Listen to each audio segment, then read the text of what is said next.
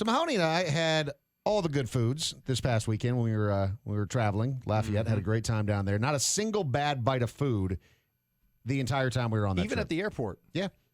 We were leaving, and she goes, yeah, no, we actually have really good omelets. And, Audrey, you know how Mahoney feels about eggs. He ate an omelet. He likes eggs that have substance. He Cheese. doesn't like eggs that don't. That are just like egg. Stuffed only. with peppers, sausage, bacon, and covered in cheese. Because then it just becomes Texture. a vessel of just congealing everything together that it's being But made. what I learned, and the reason why I did this is because I'm so impressed when people, like, if you tell me to go eat at this place or recommend this item with confidence, I'm believing you. And that's exactly what happened. So we were deciding on dinner. Was that Friday night? I want to say that was Friday night. And we were deciding on dinner, and we had a couple of places recommended to us. And so Mahoney asked the lady that was working at the hotel, what do you think? You know, should we go here or should we go somewhere else? Because I think I was finishing something up in the room, and so you were just chatting it up with her before I came down.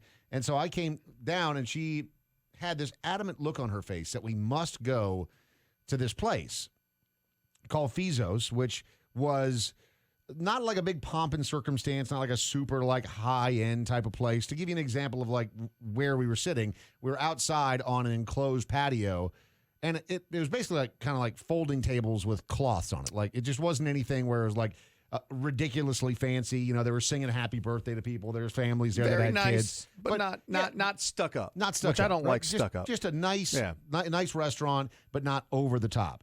So we were sitting there and we're enjoying our meal, and we had gator for the first time. Which I didn't Delicious. know Gator was as good as Gator is. I tried telling y'all. Yeah, but we don't believe you about things. Oh, You my didn't say it with God. confidence. You got to I say it with said confidence. I said it with my whole chest. I was like, Gator is great. Gator Frog is legs good. are great. Have you ever had charbroiled oysters before? I off the top of my dome, I'm just gonna go ahead and say no, but I'm sure they're fantastic. Mahoney, did Fantastic. you eat an oyster?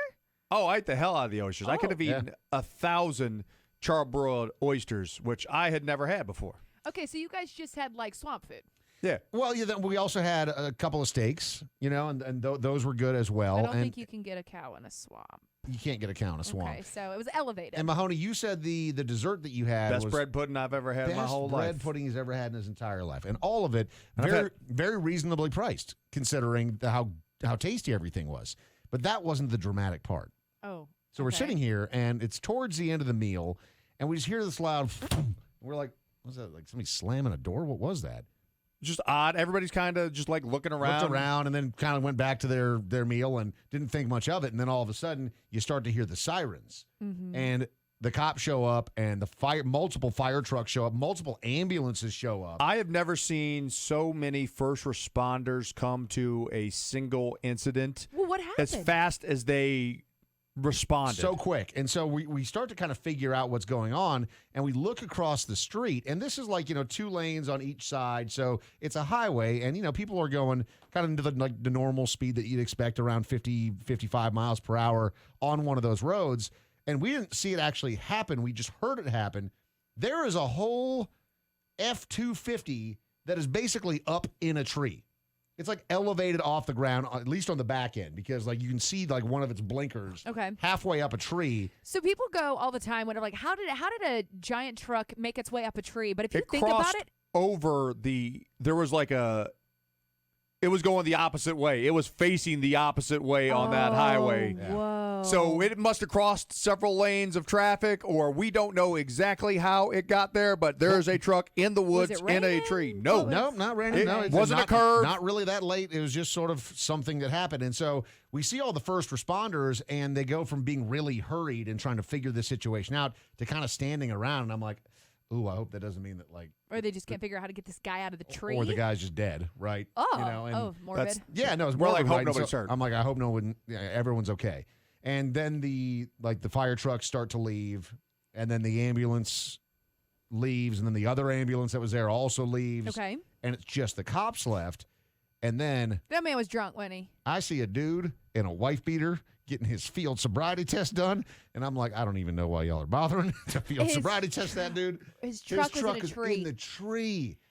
Okay, so Did it? So it was a dinner and a show. It was a dinner and a show. Okay. And so after the dinner, we got an Uber to go back to the hotel, and I was telling our Uber driver about it. I'm like, yeah, that was crazy. Like, Never seen a truck in a tree before. And she's like, oh yeah, that happens like 3 times a week down here.